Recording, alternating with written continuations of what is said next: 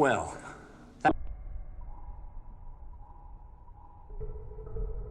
that's no better a solution than any of the others, is it?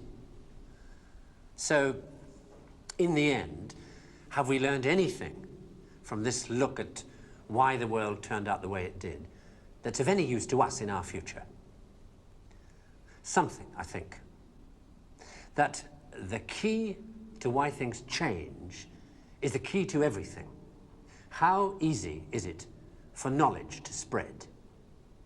And that in the past, the people who made change happen were the people who had that knowledge, whether they were craftsmen or kings. Today, the people who make things change, the people who have that knowledge, are the scientists and the technologists who are the true driving force of humanity. And before you say, what about the Beethovens and the Michelangelos? Let me suggest something with which you may disagree violently. That at best, the products of human emotion, art, philosophy, politics, music, literature, are interpretations of the world that tell you more about the guy who's talking than about the world he's talking about. Second-hand views of the world, made third-hand by your interpretation of them. Things like that, as opposed to this. Know what it is? It's a bunch of amino acids, the stuff that goes to build up a worm or a geranium or you. This stuff's easier to take, isn't it? Understandable, got people in it. This scientific knowledge is hard to take because it removes the reassuring crutches of opinion, ideology, and leaves only what is demonstrably true about the world.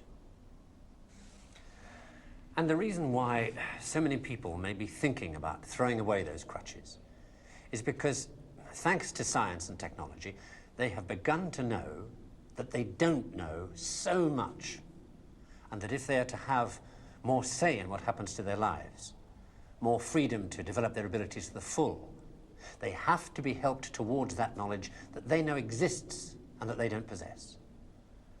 And by help towards that knowledge, I don't mean give everybody a computer and say, help yourself. Where would you even start?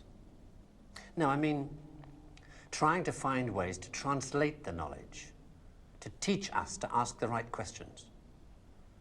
See, we're on the edge of a revolution in communications technology that is going to make that more possible than ever before. Or, if that's not done, to cause an explosion of knowledge that will leave those of us who don't have access to it as powerless as if we were deaf, dumb, and blind. And I don't think most people want that. So what do we do about it? I don't know. But maybe a good start would be to recognize within yourself the ability to understand anything, because that ability is there, as long as it's explained clearly enough.